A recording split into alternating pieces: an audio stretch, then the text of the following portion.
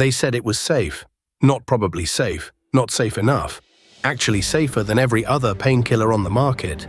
That was the official claim, approved, stamped, and printed on the label by the United States government. And the man who stamped it left the FDA and went to work for the company he had just approved. His name was Curtis Wright. The drug was OxyContin. The year was 1995. What happened next was not an accident. It was not a miscalculation. It was a clinical trial run on 300 million Americans without their consent. 500,000 people are dead. Not from street drugs, not from back alleys, from prescriptions written by family doctors, filled at pharmacies, handed to patients who were told the drug was safe. They were the experiment. They just never knew it. And it started with one family, one decision, and one memo that was never supposed to see daylight. Before the first overdose, there was a real problem. Pain medicine in the early 1990s was genuinely inadequate. Cancer patients suffered, post-surgical patients went undertreated. America had a pain crisis, and Purdue found it. The pitch was elegant. OxyContin's time-release formula meant steady relief without the spikes that caused euphoria and craving. Less addictive, safer. The FDA label said so. Doctors believed it. Of course they did. It came on government paper. It came with peer-reviewed citations and a $3,000 speaker fee. What nobody told them was that the evidence behind that label was a single paragraph. No long-term addiction study, no independent trial. One paragraph written by the company, approved by a man about to become their employee. The doctors were not the target, their patients were.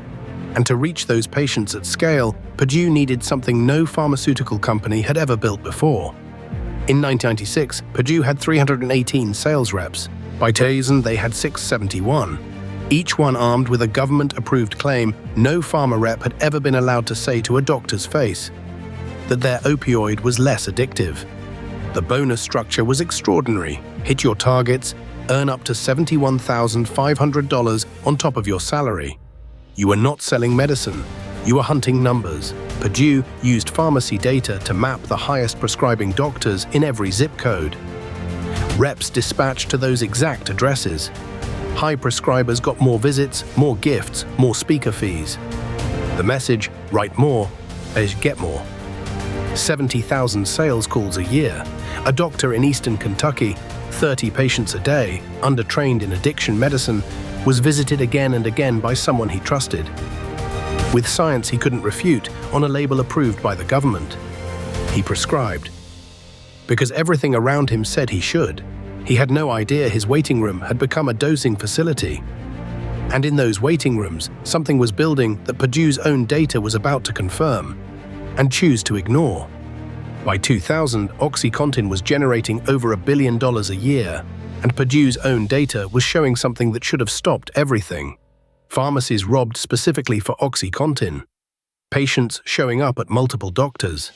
Emergency rooms in rural Kentucky reporting overdose spikes of 300%. The GAO published a federal report.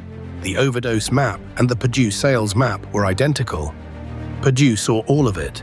Internally, they called it selling against addiction. Their training materials told reps to blame abusers misusing a safe product.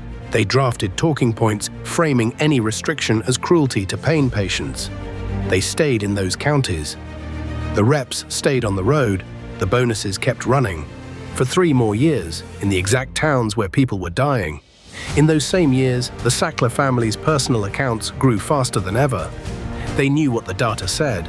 They understood what was happening. They had decided it was an acceptable cost. Then, in 2007, the government finally knocked. In 2007, the Department of Justice walked into Purdue and came out with a guilty plea. Misrepresented addiction risk. 3 executives signed. The fine, $634.5 million. And then OxyContin stayed on the market. That fine was 3 weeks of revenue. 3 weeks, they paid a rounding error and went back to work. No executive went to prison. 6 million Americans had already developed opioid dependencies. When Purdue reformulated OxyContin in 2010 to make it harder to crush, those 6 million didn't get clean. They found heroin. When heroin became unreliable, they found fentanyl. Purdue had built a pipeline into the human body. The settlement didn't close it. What it did confirm, beyond any doubt, was that the legal system had just told them the price, and they could afford it. They had already been moving the money. Between 2008 and 2018, while 2,000 lawsuits piled up, the Sackler family withdrew $10.7 billion from Purdue Pharma, moved into offshore trusts and private holding structures, legally, with accountants who knew exactly what was being built, a wall between the family and the collapse. In 2019, Purdue filed for bankruptcy. Remaining assets, $1.8 billion. The family held 10 times that in protected accounts. The Sacklers offered $4.5 billion across 9 years for complete immunity from civil lawsuits. $4.5 billion for 500,000 deaths. A federal judge approved the deal. Thousands of victims filed objections. He approved it anyway. The deal was later overturned. The money was already gone. Victims received fractions of fractions, and not one member of the Sackler family has served a single day in prison. Not one. Here is what justice looked like in the end. Purdue Pharma was restructured into a public benefit company. Its future profits fund addiction treatment. The company that built the crisis is now paid to manage it. The Sackler name still sits above the entrance of museums and universities on 3 continents. They kept it. Part of the deal. Curtis Wright, the FDA reviewer who approved the label and joined Purdue 3 years later, was never charged with anything.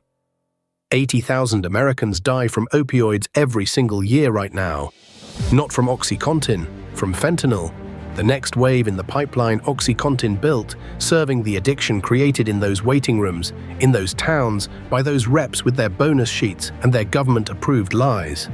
The first domino fell in a boardroom in 1995. The last ones are still falling in homes across this country tonight. So the question is not what happened. We know what happened. The question is, right now, in which boardroom is someone running the same calculation? And who is supposed to stop them? Right now, which company is making the same calculation that Purdue made in 1995? And who is the person whose job it is to stop them?